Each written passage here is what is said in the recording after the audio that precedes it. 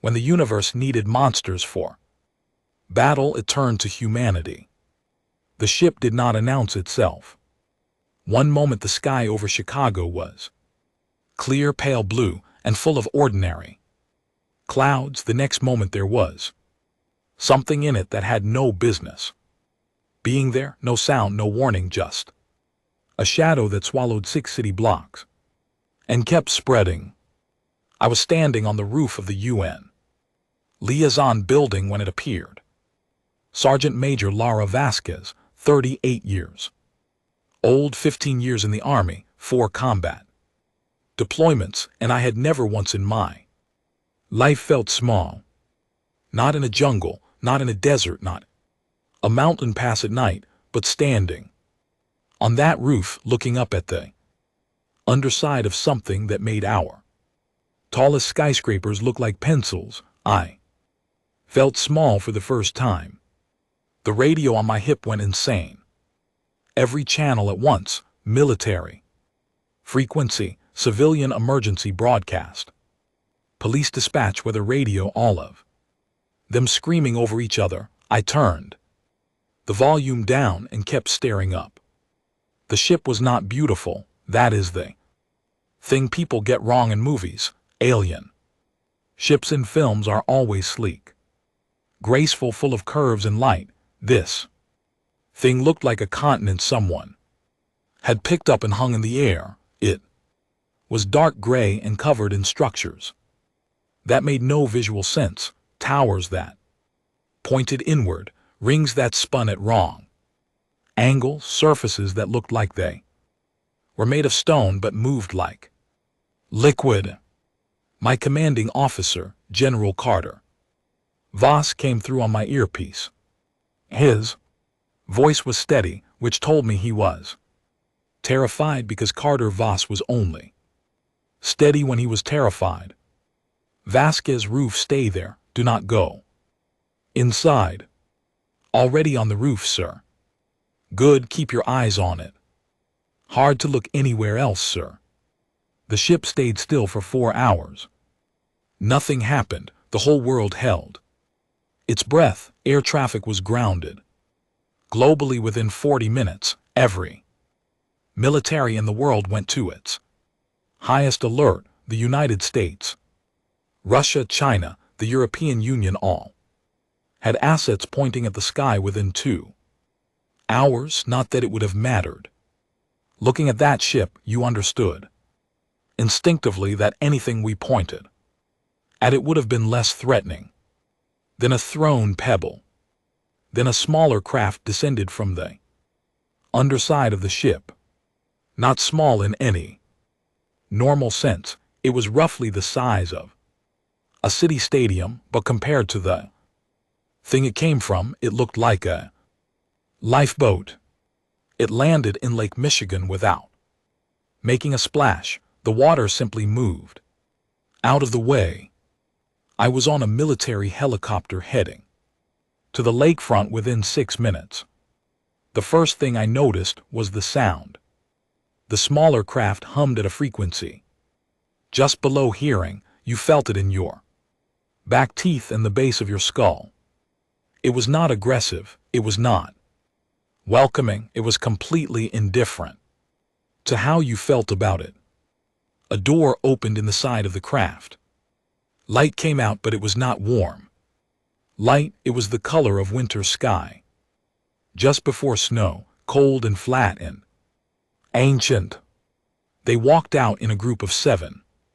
They were tall, 2 and 1 2 meters at least. Some of them, their bodies were vaguely humanoid, but the proportions were wrong in ways that took a moment to identify. Limbs slightly too long, heads slightly too large, fingers that bent in directions fingers did not bend. Their skin, if you could call it that, was translucent at the edges and darkened toward the center of their bodies, like looking into deep water. At the front of the group was the one I would come to know as Invoice Sable. Sable was made of something like crystal, not literally, I would later learn, but the outer membrane of its Kind grew in lattice structures that caught and fractured light. When it moved, it sent small prismatic flickers across everything nearby. Its voice, when it spoke, was not a voice at all. It was a chord, multiple tones, simultaneously, like a small orchestra, had been compressed into one throat. The translation device it carried rendered its words in flat, accented English. The accent sounded like someone who had learned the language from a textbook written by someone who had also only read a textbook. We request the entity designated as the human species representative. Secretary General Amara Osei stepped forward. She was 61 years old, from Ghana, and she had more composure in her left hand than most people had in their entire bodies. She looked up at Sable without flinching. I am the representative. I am Amara Osei. Sable studied her for 3 seconds, then it said something that changed the course of human history, and it said it the way you might ask someone to pass the salt. We require your warriors. We are losing a war. Nobody spoke for a long moment. Then Secretary General Osei said, "Tell us about the war." That conversation lasted 9 hours. I was in the room for all of it, standing against the wall, watching, listening, making notes in a battered green notebook I had carried since my first deployment. Old habit: when things get confusing, write them down, make them real and manageable on paper. What Sable told us was this: the Galactic Conclave was not one species, it was a coalition of 61 civilizations, the youngest of which had been spacefaring for 4,000 years. They shared technology, governance, structures, and a common philosophy of conflict, which was built around precision, minimal force, and rational calculation. They had been at peace, more or less, for the majority of recorded conclave history. Then the Vreth arrived. The Vreth were not one creature and not many creatures. They were a hive mind, a single consciousness distributed across trillions of individual bodies spread through the cosmos. They did not want territory in any way a rational species would understand. They did not want resources or power or survival in the conventional sense. They consumed star systems, went dark as they passed through them. Planets went cold, not because the Vreth destroyed things out of malice, but because consumption was simply what they did, the way a river does not intend to flood a field. The Conclave had been fighting the Vreth for 312 years. They were losing. Not quickly, not catastrophically in any single moment, but slowly, measurably. With the terrible patience of mathematics, every year they held fewer systems than the year before. Every year the Vreth adapted more precisely to conclave battle tactics. The Conclave fought with logic, and the Vreth had 3 centuries to learn that logic. Why us? Secretary General Osei asked. You have 61 civilizations. You have technology we cannot imagine. Why come to Earth? Sable was quiet for a moment. Its crystalline structure shifted slightly, the prismatic light settling into cooler tones. Because your species is unlike any we have studied, it said. You are classified as a Tier 1 feral species. Primitive technically, but our observers have watched your world for 200 years. You fight differently. You fight in ways we cannot model or predict. Your wars are not rational. Your warriors do not behave according to calculable parameters. Sable paused. We have tried everything rational. We Require something else. I wrote in my notebook at that moment. I wrote, they are desperate and they think we are wild animals who might be useful. I underlined the word desperate twice. Os, I said, we will consider your request. Sable said, we expected deliberation to require many days. Os, I said, we will have an answer in the morning. I went home that night to my apartment. I sat at my kitchen table and ate leftover rice and stared at the wall. Outside my window, the city was not rioting, not panicking, not in chaos. Mostly people had gone to their rooftops and their balconies, and they were looking at the sky where the great dark shape of the conclave ship was still visible, blotting out a quarter of the visible night sky. There was a woman on the balcony across from mine. She was maybe 60 years old, with a cardigan pulled tight around her shoulders. She looked up at the ship for a long time, then she went back inside, and I heard very faintly the sound of her television. The world goes on. That is what humans do. The world goes on.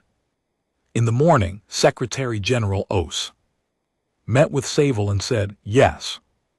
The aliens did not applaud. They did not express gratitude. Sable simply nodded once and said the assessment team would arrive within 72 hours to evaluate potential combatants. I watched its crystalline face for any sign of relief or hope or even simple professional satisfaction. There was nothing, just that flat, cold light.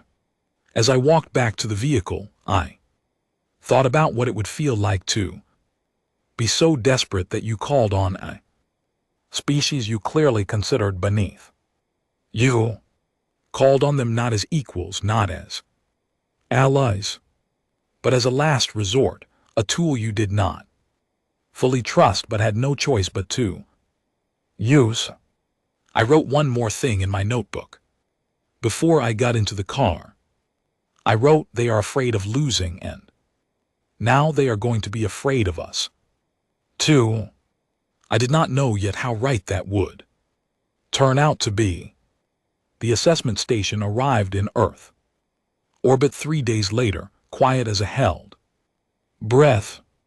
It was not as large as the main conclave vessel.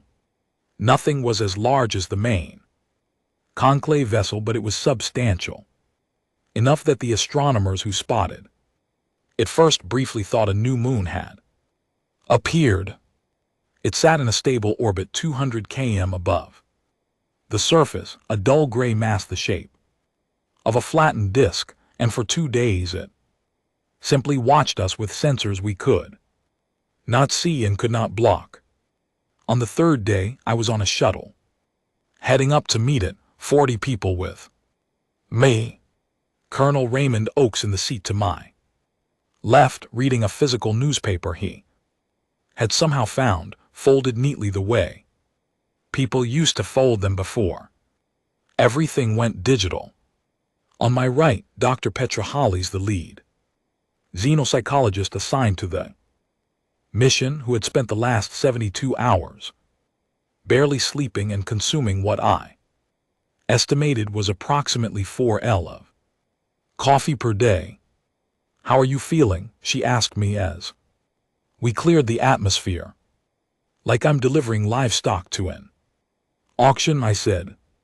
She laughed, which surprised me. Then she looked out the window at the station, growing larger above us. That's probably closer to accurate than either of us would like, she said.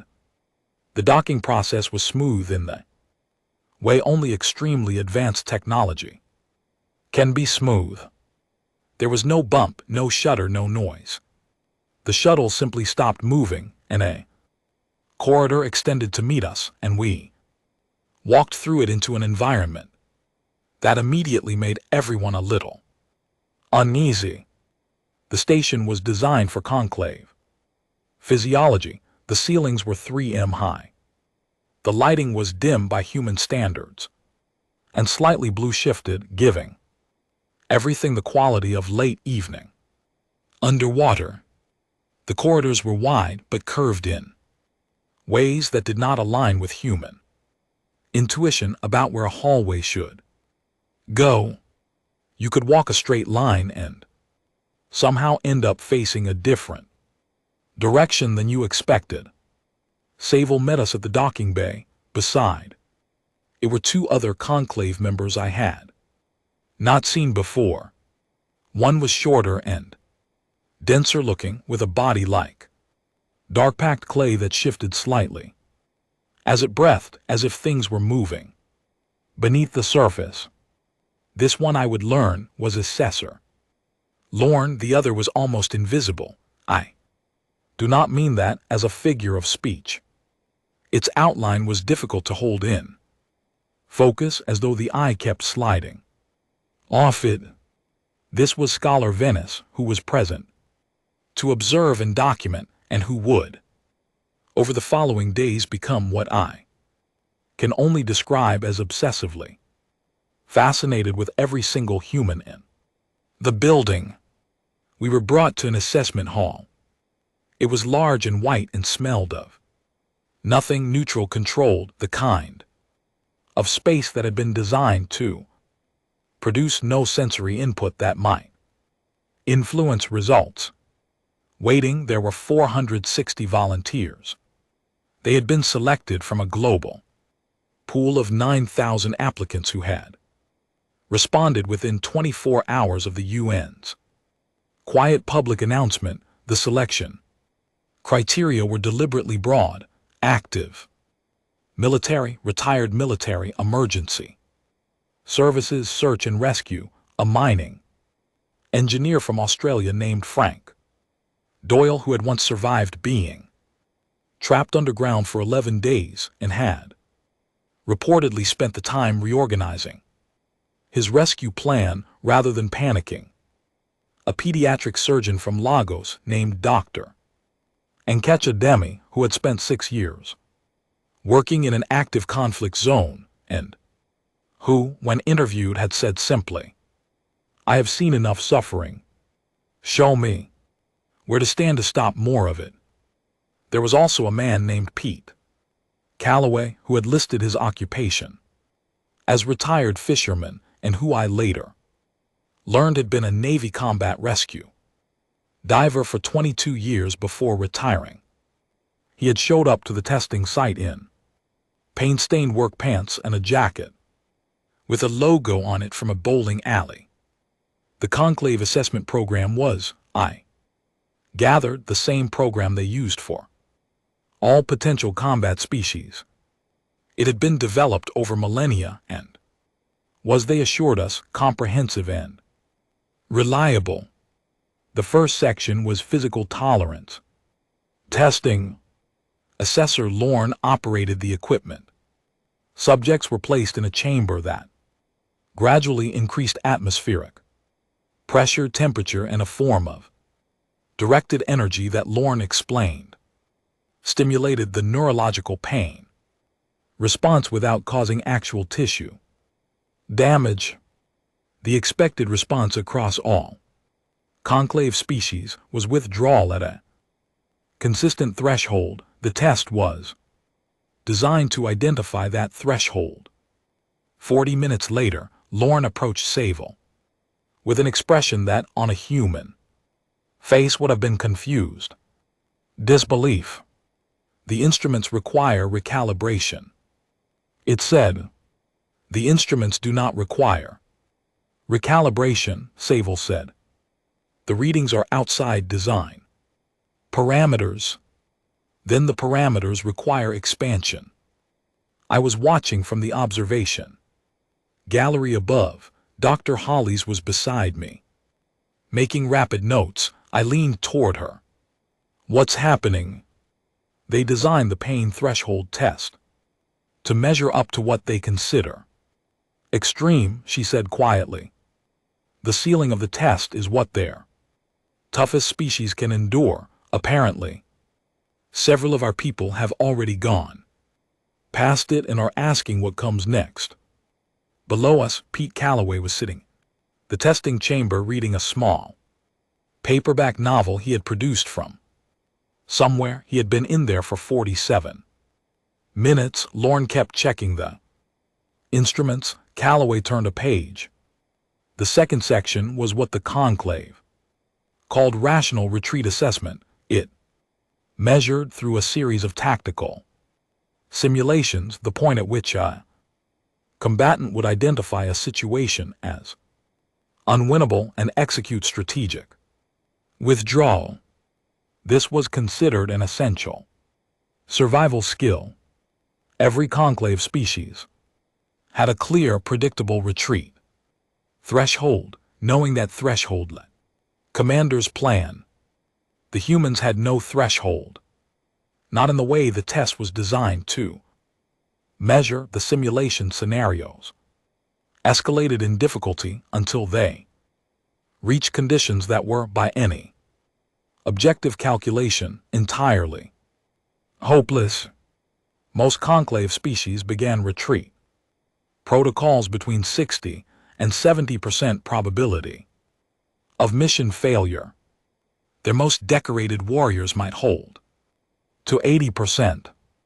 Human volunteers held to 98, some held to what the system calculated as 100. When asked afterward why they had not retreated, the answers were not tactically sophisticated. They were things like because we hadn't tried everything yet, and because giving up felt worse than losing. And from the retired fisherman who had apparently also been assessed as having the highest raw physical tolerance of anyone in the group, quitting is a habit. I never started it. Lorne pulled Sable aside. I could not hear the conversation, but I watched Sable's crystalline surface flicker rapidly, the prismatic colors cycling in a way I had started to read tentatively as agitation. Then came the psychological battery. This was the one I had been most curious about, because Dr. Hollis had spent the most time worrying about it. Conclave's psychological model for effective warriors required a specific emotional profile, controlled, calm, detached. They wanted combatants who could make optimal decisions without emotional interference. They tested for emotional stability under stress. They tested for fear response. They tested for aggression modulation. 40 minutes into the psychological battery, Venice, who had been silent and semi-transparent in the corner of the observation room, drifted to my side and spoke to me through its translation device. We have not encountered this before, it said. What specifically? I asked. Your people are afraid, it said. Many of them. The instruments detect the biochemical signatures clearly, elevated stress hormones, rapid cardiac response, the physical markers of fear. Yes, I said. And yet they are not behaving as afraid creatures behave. I looked down at the assessment floor. Frank Doyle, the mining engineer, was in the middle of a high-stress simulation that involved a collapsing structure and no visible exit. The simulation was designed to trigger maximum fear response. Frank Doyle was, as far as I could see, arguing with the simulation system, pointing at a section of the virtual ceiling and explaining to it in detail why the structural collapse was proceeding in the wrong order. We are afraid, I said to Venice. We just do things anyway. Venice was quiet for a moment. That is not a trait we have encountered in a sapient species before, it said. The fourth day of assessment introduced a new element: group testing. Cooperative scenarios. Here, for the first time, the conclave assessors saw something that generated what I can only describe as a visible crisis in there. Composure.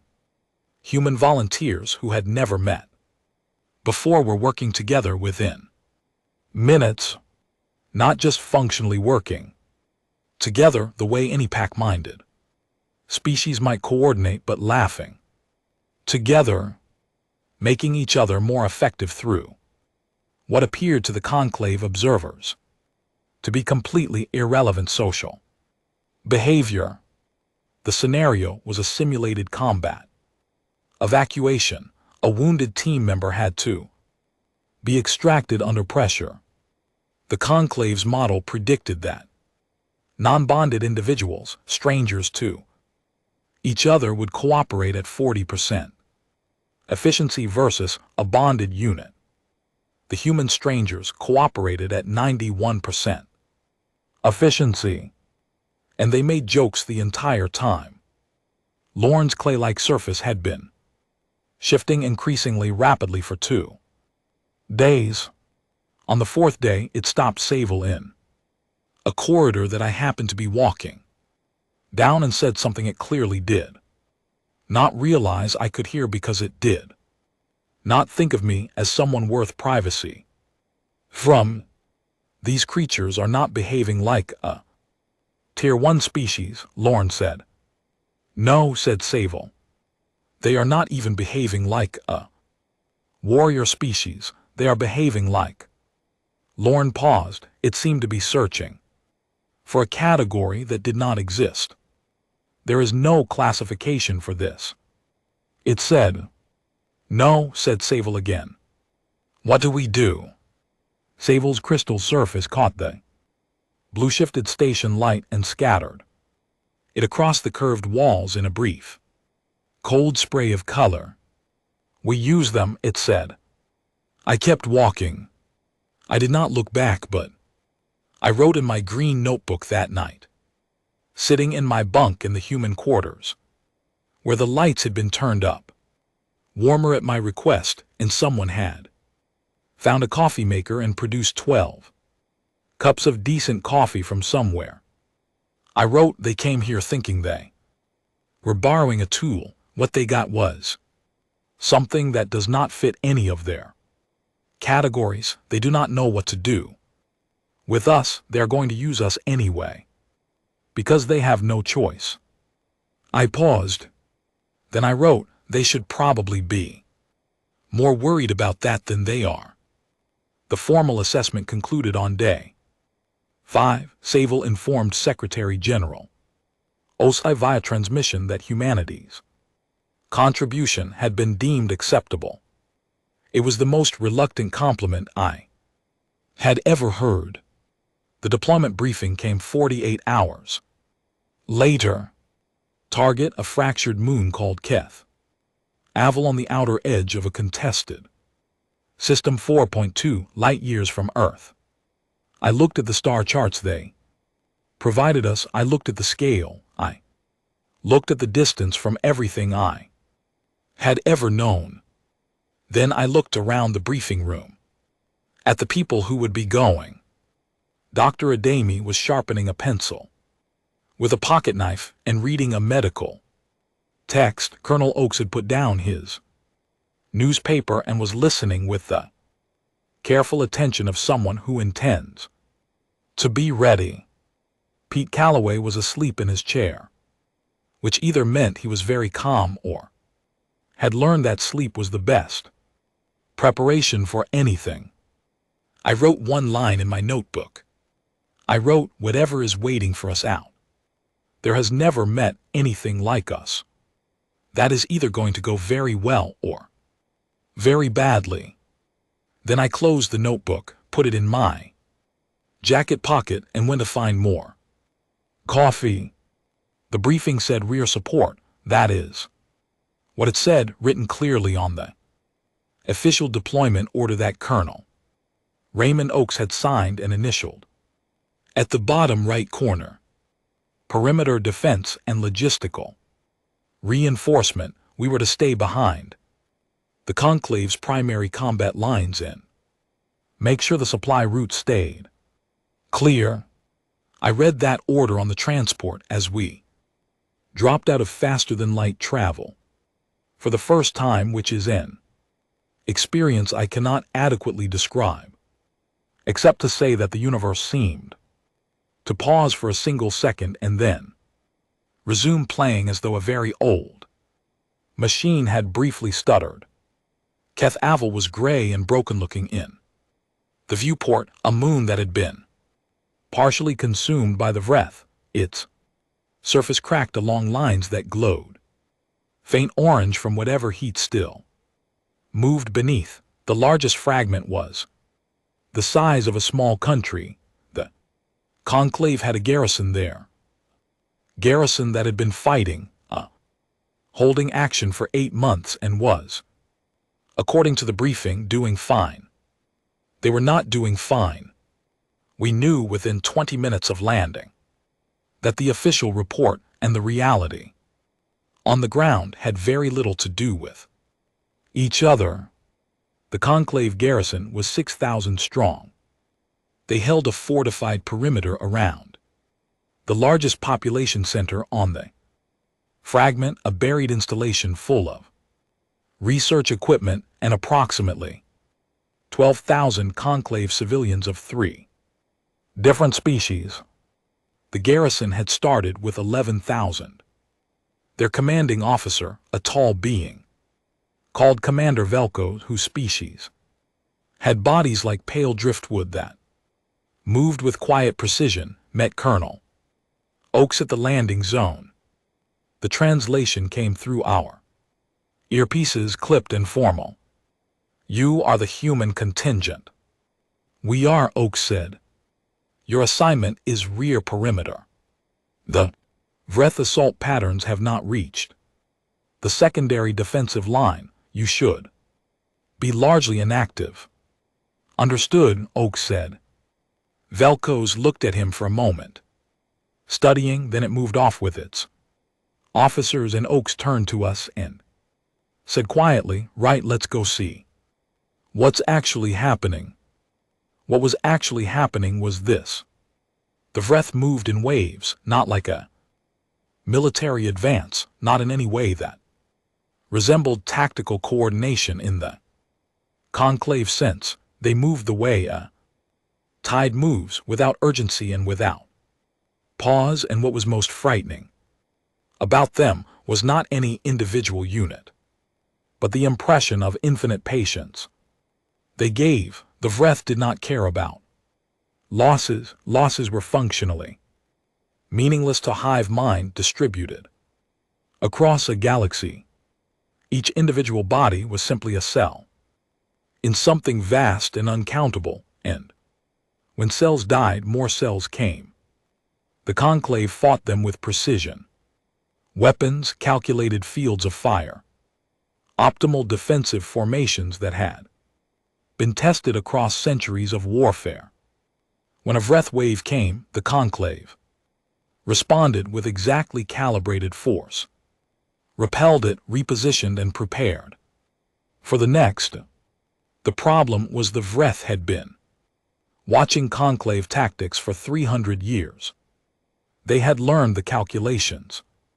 They knew with enormous accuracy how much force would be needed to break any given Conclave position, because they had broken thousands of them. They had learned to read the logic.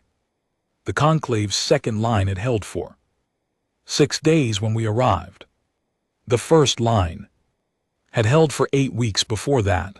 The third line behind us was where the civilians were. There was no fourth line.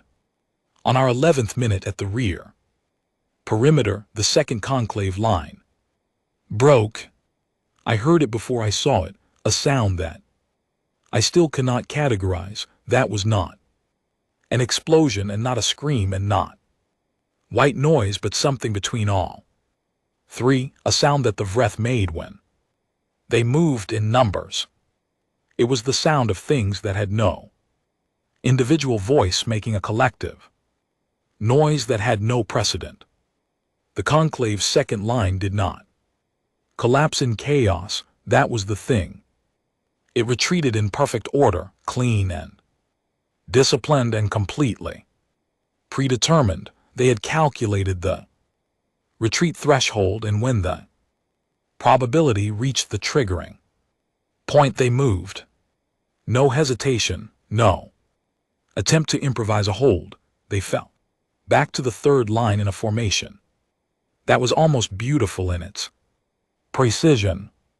The Vreth flowed into the space they left between the retreating conclave forces and our position. There were now approximately 300 m of open ground, and an advancing Vreth waved at the sensors, estimated at 4,000 individual bodies. I looked at Colonel Oakes. He was not looking at me, he was looking at the wave. His jaw was set in a way that I recognized from 2 deployments. With him, a look that meant his brain had finished calculating and had arrived at a decision that the order said was wrong and his instincts said was the only option. He keyed his radio. "All units, this is Oakes. Forward now." His second in command, Captain Lewis Farron, said, "Sir, the order is perimeter. The rear perimeter no longer exists." "Lou," Oakes said, "all units move." There was a pause of perhaps half a second, then we moved. I want to be precise about what happened next because I was there and because I have read the Conclave's after-action analyses, and they are, while accurate in their facts, completely wrong in their interpretation. The Conclave analysis said that the human contingent executed an unplanned frontal engagement. This is technically true. It also describes a volcano as some hot rocks, which is technically accurate and completely misses the point. What happened was this. Raymond Oakes charged into a Vreth wave, 4,000 strong, with 812 human soldiers, 6 medical personnel, including Dr. Adami, one mining engineer who had apparently decided to stay with the unit and was carrying a section of support, Strut as a secondary weapon, and Pete Calloway, who had been asleep in a transport vehicle and who came out of it at a dead run when he heard the movement, still pulling on his equipment. The Vreth had a processing system, distributed intelligence that monitored all fronts simultaneously and made tactical adjustments in real time. When a Conclave unit engaged them, the Hive allocated a precise portion of its attention and resources to that engagement. The calculation was efficient. The calculation was the problem. The calculation was based on a model. The model said, identify the size of the opposing force, calculate its expected behavior based on species profile, allocate appropriate response, execute. The model did not have a species profile. For us, the first thing that disrupted the Vreth processing was the noise.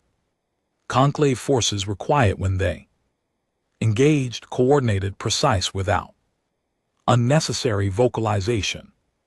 Human soldiers were not quiet. Human soldiers under adrenaline were producing a range of sounds that the Vreth had never encountered in combat, sharp, varied, non-repetitive sounds that the Hive's pattern recognition system kept trying to categorize and could not. The second thing was the movement patterns. The Vreth had learned to read the geometry of Conclave combat. They knew where a unit would be when it advanced, because Conclave units moved in patterns optimized over centuries. Human movement did not look like that.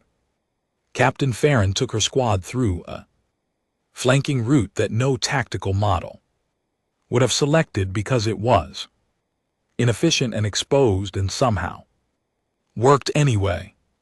A fire team led by Sergeant Kofi Mensah went directly into the densest part of the wave and then came out the other side, which the breath processing appears to have registered as anomalous approximately 4 times in 1 minute. The third thing was Frank Doyle. I do not have a clean tactical explanation for what Frank Doyle did. The mining engineer from Australia who had no military training, who had been allowed to accompany us for reasons that still sit in a file marked irregular attachment, picked up a piece of debris from the moon's cracked surface that was roughly the size and shape of a small bathtub, and he used it. I watched him do it. The breath in that section of the line appeared to experience the same processing delay that I experienced watching him, which is to say they stopped for a full second, and in a battle a second is a very long time. The breath wave did not break. I want to be clear about that. We did not destroy it. 800 people do not destroy 4,000 breath, which are not truly individuals anyway and cannot be counted the way you count soldiers. What we did was something that Venice, the conclave scholar who I would not know, was observing us from a remote sensor platform until much later described in its notes with a word from its language that translated only roughly into English. The translation the device gave was confusion so deep it becomes stillness. The breath wave slowed the hives processing, encountering inputs it could not model, allocated more attention then more in the way a computer runs hot when it encounters something it was not designed to process. And while the wave was slow, the conclave's third line, where the garrison had regrouped, realized what was happening and fired into the wave's exposed flank with everything they had. The wave broke. Not because of us alone, not because of the garrison alone, because of both, and because the breath, for the first time in 3 centuries of war, did not know what it was looking at and could not decide what to do about it. The ground went quiet, not peaceful. Quiet, the quiet of a very large thing catching its breath. Colonel Oakes stood in the middle of the open ground, dust on his uniform and a long cut across his cheek that he was not paying any attention to. And he looked at the position we had held, and then at the position the breath had retreated from, and then at the conclave garrison line. Commander Velkoz had come out to the forward position. It was standing 30 m from Oakes, and it was very still. The pale driftwood surface of its body was doing something I had not seen conclave physiology do before. It was shivering, very slightly, very finely, like something vibrating at high frequency. Velkoz said through the translation system, "You were assigned to the rear perimeter." Oakes looked at it. "The rear perimeter moved," he said. Velkoz was quiet for a very long time. Then it said, "Yes, I see that it did." I was writing in my notebook. I wrote, "We have been here for 11 minutes beyond the official deployment of rear perimeter support, and we have already altered the course of an engagement that has been static for 8 months. I paused. I added, "Oakes did not ask permission. Nobody did. We just moved." Then I looked up because Pete Calloway was standing nearby, and he had produced from somewhere in his equipment pack a small folded piece of paper that turned out to be a printed photograph of what I assumed was his family, and he was looking at it for a moment with an expression that was not fear and not quite peace and not quite sadness, but something made of all 3. Before he folded it back up and put it away and went to help Dr. Adami with The wounded.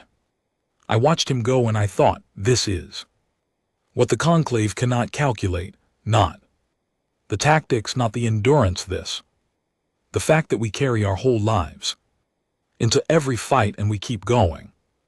Anyway, I wrote that down too. Keth Avil held. That was the simple version of events. The Conclave's official record would state that the garrison at Keth Avil held against a sustained Vreth offensive with the assistance of a human auxiliary unit, that the engagement was resolved after 14 hours of active combat, and that the moon fragment was successfully secured, allowing Conclave researchers to extract 3 months of critical data on Vreth structural composition before evacuating the installation. The simple version left out a great deal.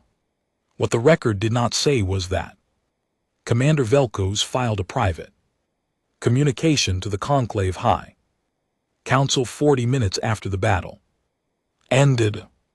I did not read this communication until 2 years later, when Venice showed it to me as part of what it called its documentation project. The communication said, among other things, that the human unit had behaved in ways that were not classifiable under any existing combat doctrine, that the effect on Vreth tactical processing appeared to be significantly beyond the effect of force applied, and that Vel'Koz personally recommended an immediate review of the human engagement framework. The final line of the communication read, "These beings do not fight the way any thinking species fights, they fight the way a force of nature does. I do not have a category for them. I recommend we develop one before we commit them to a larger theater." The High Council's response was brief.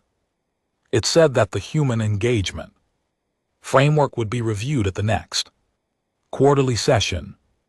The next quarterly session was in 3 months. In those 3 months, humanity fought in 7 more engagements across 3-star systems, and I was present for most of them, my green notebook filling steadily with observations that no military academy had prepared me for. Venice was present for all of them. The scholar had by this point stopped trying to be subtle about its interest in us. It followed the human units the way a documentarian follows a subject at the edges of everything, sensor arrays running constantly, its nearly invisible body drifting from position to position. It asked me questions at every opportunity. Some were tactical, some were scientific. Some were the kind of questions you get from someone who has encountered something they cannot fit into their existing understanding of the universe and is genuinely deeply unsettled by this. Why do your people give names to objects? It asked me once after watching Sergeant Mensah introduce a new piece of equipment to his team by announcing the name he had given it and informing them that they would be treating it with respect because it makes them real. I said, when something has a name, it has an identity, it matters. Venice recorded this in Conclave. Species, only living things of cognitive significance, receive designations. We give names to boats, I said. We give names to cars, mountains, cities, storms. Some people name their house. Plants. A pause. This is not rational. No, I said, it is human. What Venice was watching and what it was slowly, with enormous effort, beginning to understand was something that the Conclave had no framework for. They had encountered hundreds of species. They had models for pack behavior, hive behavior, hierarchical societies, dispersed intelligence networks. They had models for courage, for stubbornness, for endurance. They did not have a model for what Dr. Ademi did on the fourth engagement. We were on a station above the gas giant, called Morival, a transit hub that the Vreth had decided was worth consuming. The station housed 40,000 conclave citizens. The Vreth came in numbers that the tactical systems rated as overwhelming. The conclave garrison began an orderly evacuation, prioritizing efficiently as their models recommended. The most valuable were to leave first: Research Personnel Council, representatives, cultural archives. The humans were assigned to facilitate the orderly process. 40 minutes in, Dr. Ademi found a section of the station that had been sealed by a damaged bulkhead, cutting off approximately 2,000 non-priority civilians, mostly agricultural workers, and maintenance staff that the conclave's evacuation priority system had placed at the bottom of the list. The system had given them a survival probability of 11%. Dr. Ademi looked at the sealed bulkhead. She looked at the structural readout. She looked at the 11% figure on her screen. Then she put her hand on the arm of the nearest conclave evacuation officer and said in a tone I recognized from watching her work, the tone of someone who has already decided and is informing you rather than consulting you. We need a cutter and 2 evacuation teams on this corridor immediately. The conclave officer said, those individuals have been assessed at low survivability probability. Resources are allocated to higher priority units. Then I am reprioritizing, she said. Cutter 2 teams now. The officer said, you do not have that authority. She looked at it.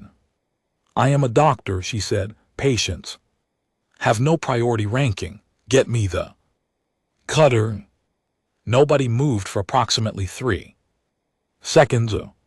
Then Colonel Oakes, who had heard the exchange, said 2 words into his radio that I will not put in my notebook because they were not appropriate for official records, and pointed at the bulkhead, and we cut through it in 11 minutes. The 2,000 workers were evacuated. Survival rate was 94%. Venice was in the corridor watching. Afterward it approached Dr. Ademi. It was quiet for a long moment, its translucent body shifting with something that looked increasingly, as I became able to read its body language, like distress. The probability model allocated those resources elsewhere, it said. I know, she said. Your action was not optimal according to the model. The model was wrong, she said simply. How do you know when a model is wrong? She looked at it directly. She was not angry. She was tired, her gloves still on, and she looked at this ancient alien scholar with the same expression she probably used on difficult patients. Patient and firm. When it tells you to leave someone behind, she said, the model is always wronged. Venice recorded this. It would quote it in every report it filed for the next 2 years. The 7th engagement was the one that changed the conversation at the conclave. High Council. It was a deep space engagement over a dying star system, and it was the first time the Vreth attempted a direct counter to human combat behavior. They had been watching us the way we had been watching them. The hives distributed intelligence had been processing human engagement data for 3 months, and it had developed a response. It came in overwhelming numbers. It targeted the human units specifically. It deployed Sensory disruption designed to overwhelm. Human neurology. For a full hour it worked. 60 human soldiers were out of the fight. Senses scrambled, communication systems were partially down, the position was crumbling, the conclave units on the flanks were already calculating retreat. I was on the ground for this one. My Snort's radio was producing noise. Instead of words, I could see maybe 6M. In any direction, the disruption field made the world look like it was. Flickering images breaking apart and reassembling a half-second out of sync with reality. Captain Louise Farron, who had lost her radio and 2 of her squad leads and whose left arm was in a makeshift brace from an impact 20 minutes earlier, gathered the soldiers who could still function and gave them the most direct tactical address I have ever heard in my life. She said, eyes up, move together. Whoever's next to you, you're responsible for them. That's it, let's go. No calculation, no probability assessment, no optimal resource allocation. She was responsible for the person next to her. That was the entirety of the strategy. The disruption field was not designed for what happened next, because what happened next was not a tactical response, it was not logical. A group of 60 soldiers, partially incapacitated, with degraded senses and broken communications, moved forward together into the worst of the field rather than away from it, because that was where the rest of their people were. The Vreth processing system spent 40 seconds trying to compute the response of a species that was not retreating from a field designed to drive retreat. 40 seconds in a tactical engagement is an enormous amount of time to give your opponents, the conclave flanks, seeing the Vreth hesitation, did not retreat. They held, then they advanced. After the battle, Venice was very quiet. For a long time, then it said to me in a tone that I had learned to read as the closest thing it had to awe, you move toward what hurts you. When your systems are failing, you move toward the center of the failure. Yes, I said. That is not survivable behavior by any model I have. No, I said. And yet you survived. Yes. Another long quiet. The Vreth will not be able to model this, Venice said. They have modeled everything. They have 3 centuries of data on every thinking species in this galaxy. They have no data on a species that moves toward disruption rather than away from it. I wrote in my notebook, we are not winning because we are powerful. We are winning because we are not what they expect. Then I wrote something that had been forming for weeks and that I finally put down in words. I wrote, the conclave came to us, thinking they were asking a primitive species for its teeth. They did not understand they were asking for something much stranger than that. They were asking for a species that does not do things because the numbers say to.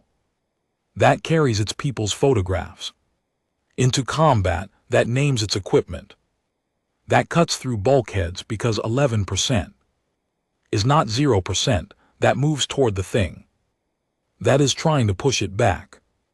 I wrote, Sovil asked us for monsters. I do not think it understood that monsters is exactly what it got, not the kind that destroy without thinking, the kind that think and choose and still do the thing that looks from the outside like it cannot possibly work.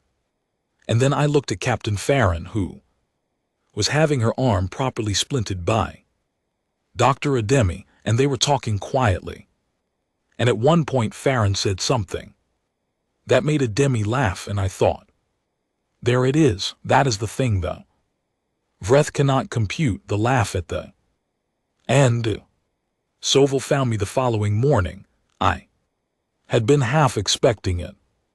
It stood at the entrance of the human quarters which it never entered, and when I came out it said without preamble, the Vreth have issued a communication to the Conclave High Council.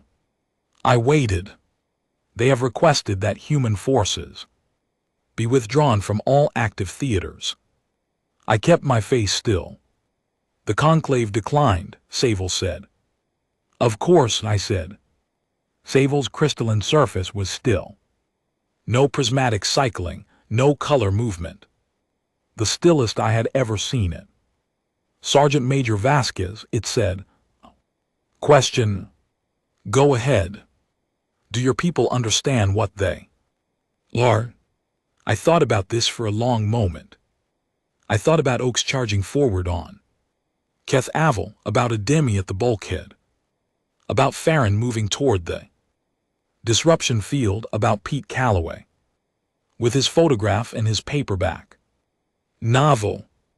Not in the way you mean, I said. We do not think of ourselves as unusual. We are just doing what we do. That is perhaps the most alarming part, Soval said. It turned and walked away. I went back inside and wrote in my notebook, the Vreth are afraid of us. The Conclave is afraid of us. Everyone out here is afraid of us. I sat with that for a while. Then I wrote, good. The war ended on a Tuesday. I know it was a Tuesday because Colonel Oaks was complaining about the coffee. That morning, he had been complaining about the coffee every Tuesday morning for the 4 years. We had been deployed beyond Earth's solar system, and by that point it had become a kind of ritual, a reliable noise that meant things were normal. The coffee was bad, we were still here. Carry on. The communication came through at 7:14. Station time. Soval delivered it personally, which was unusual. Usually communications came through the standard relay. It said the Vreth hive mind has ceased. Active operations in all contested theaters, not retreating, not pulling back to regroup, ceased. The individual bodies had stopped moving. In some systems they had simply settled onto the nearest surface and stayed there, unresponsive, like machines that had been switched off. All Conclave monitoring systems confirmed it within 6 hours. The war was over. Nobody celebrated, not immediately, not in the way I had imagined growing up, watching old war films where the news arrives and everyone erupts into noise and relief and tears all at once. Instead, there was a very long quiet, the kind of quiet that follows something you have been braced against for so long that its absence feels like a physical sensation. You push against a door for years and then the door opens and you stumble forward because the resistance is gone. Soval stood in the communication center and looked at the data feeds for a long time. Then it said in its flat translated voice, the one that had no warmth in it and had never pretended to have warmth in it, it appears to be concluded. Oaks nodded once. He was still holding his coffee cup. He looked at it, seemed to register that the coffee was still bad, and set it down. Right, he said, what happens now?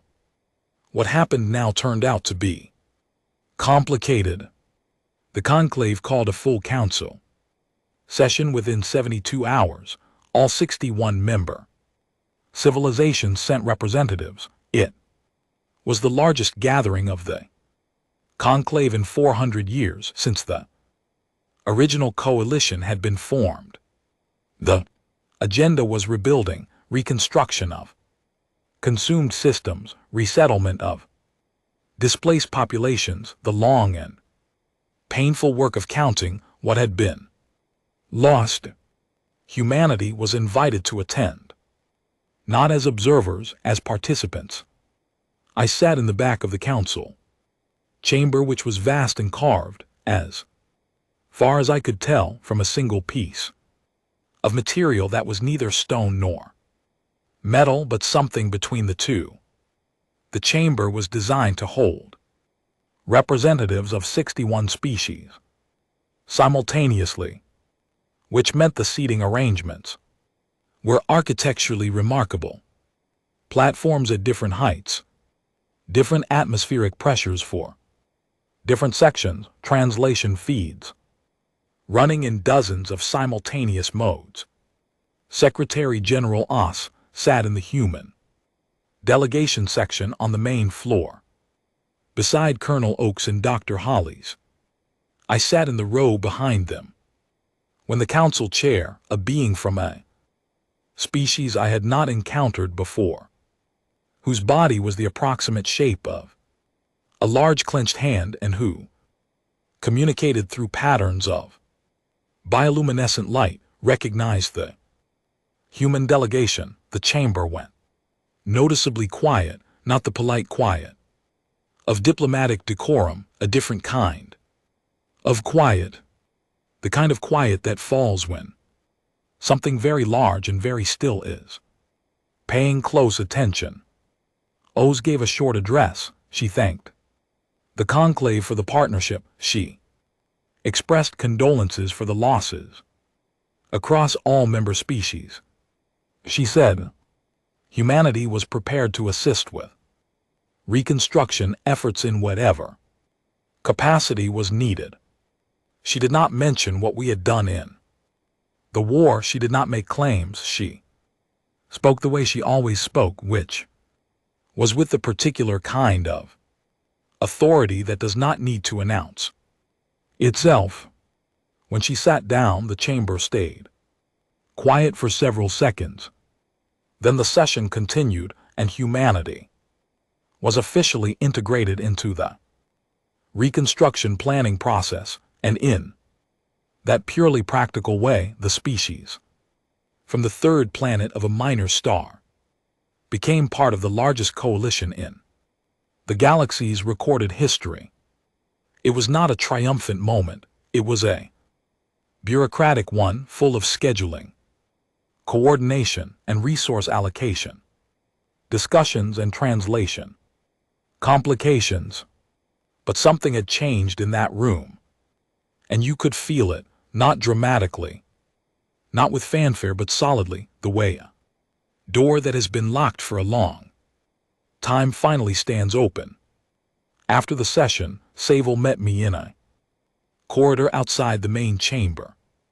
This had become a pattern over the years. Sable spoke to me privately more often than it spoke to anyone else in the human delegation. I was not the most senior, I was not the most diplomatically significant. I think it spoke to me because I was the one who wrote things down, and Sable, whose entire species communicated through harmony and light and sound, understood something about the impulse to record. The council will debate the matter of humanity's formal status for some time, it said.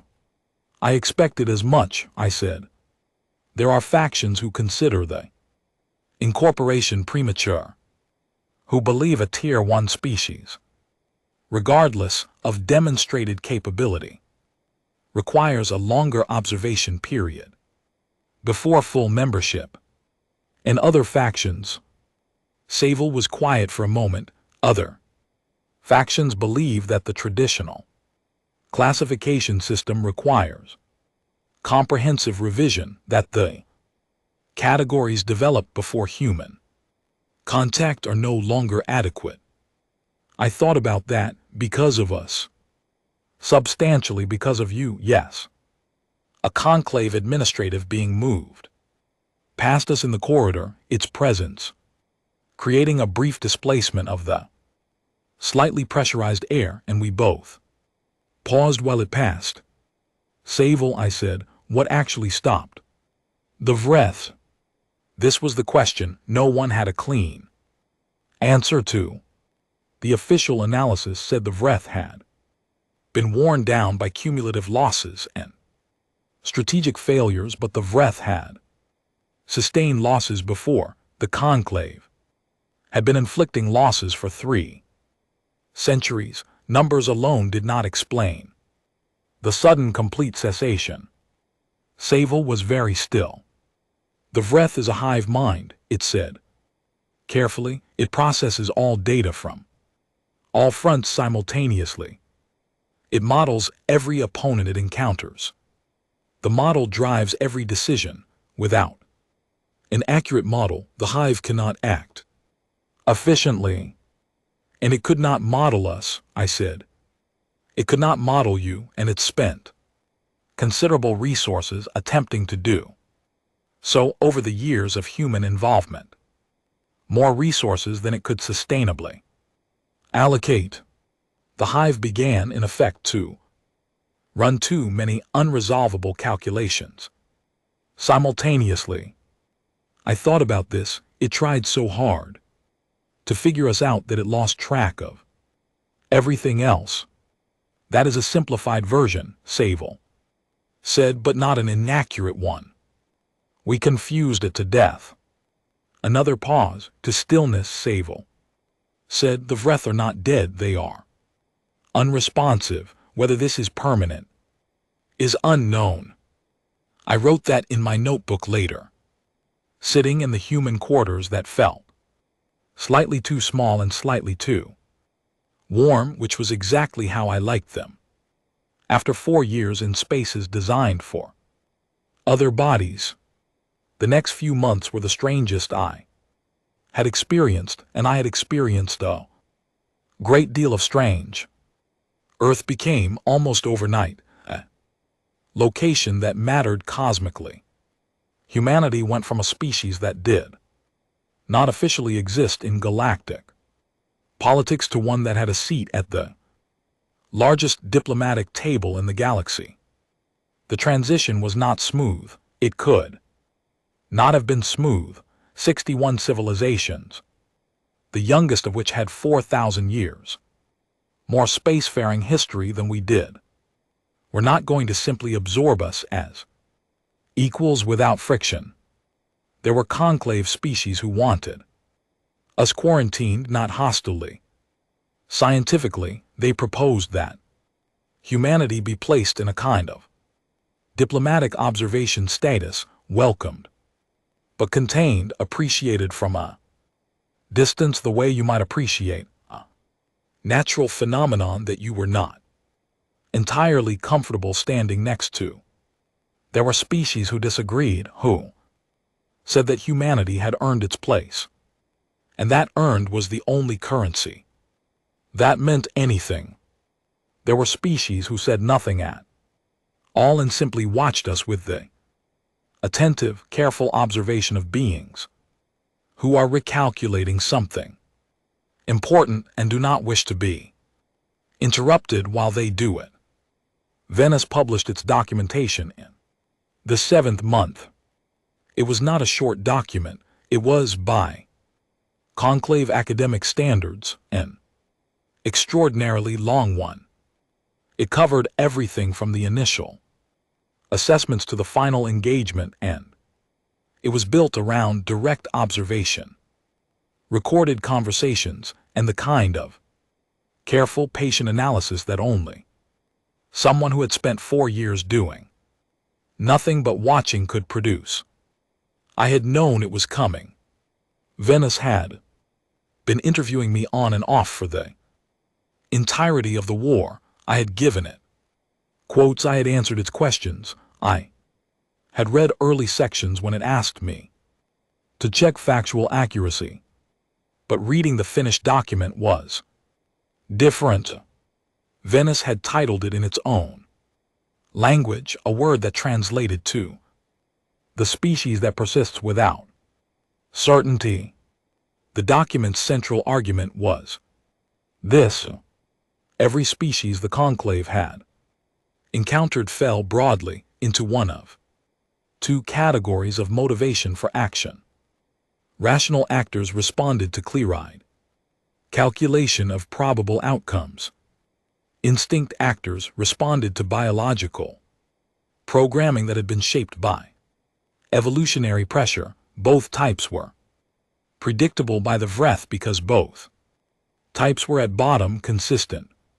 They did what they were built to do, whether by choice or by nature. Humanity, Venice argued, did neither, or rather we did both simultaneously in ways that canceled out predictability. We calculated and then we did the thing the calculation said was unwise. We felt fear and then we moved toward the source of it.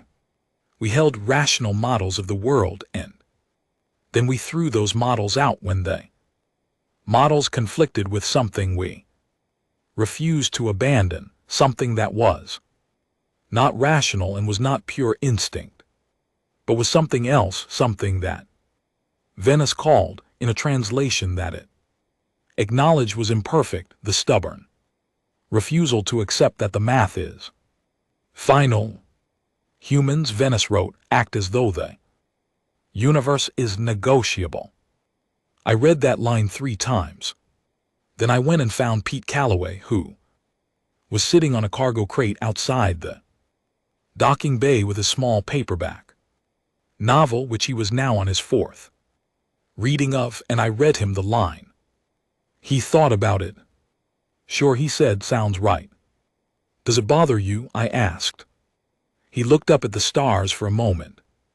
We were on the station above the first Human Conclave Joint Research installation. The stars from here were thicker and stranger than they looked from Earth, the arm of the galaxy, visible in a sweep that made every problem feel both enormous and somehow manageable. Bother me that we're weird, he said. No. The universe is weird too, seems fair. He went back to his book. I stood there for a while. I thought about the 4 years. I thought about Keth Avalon Morrieville and the disruption field in the bulkhead. I thought about Osei in the council chamber speaking without triumph, making no claims. I thought about Oakes and his bad coffee and his absolute certainty every single time that moving forward was the answer. Then I went back to my quarters and I opened my notebook. The notebook had been a problem for a while. I had filled it in the first year and transferred to a second one. The second one was nearly done. I had a third one waiting. I opened to the last page I had written on and I wrote the final entry. I wrote, the war is over, we are still here. The universe is not sure what to do with us, which is fine because we are not entirely sure what to do with it either, but we are going to find out. I wrote, Saville asked me once if our people know what we are. I think the honest answer is no, not fully. We do not see ourselves the way the rest of the universe sees us. We do not experience ourselves as strange. We experience ourselves as people trying to do what needs doing, carrying photographs in our pockets and arguing about card games and making bad coffee and moving toward whatever is coming, because standing still is not something we know how to do for long. I wrote, maybe that is enough, maybe that is everything. I put the pen down. Then I put the notebook in my jacket pocket because old habits do not go away just because a war ends, and I went to find Oakes to tell him that the next communication had arrived. It was from a system 3.7 light years out, a different species, a different crisis, a request conveyed in very careful diplomatic language that humanity consider lending its particular capabilities to a new and difficult situation. Oakes read the message. He was quiet for a moment. Then he looked at me over the rim of his coffee cup. Same coffee on the new assignment, he asked. Probably worse, I said. He nodded. Right, he said, let's go.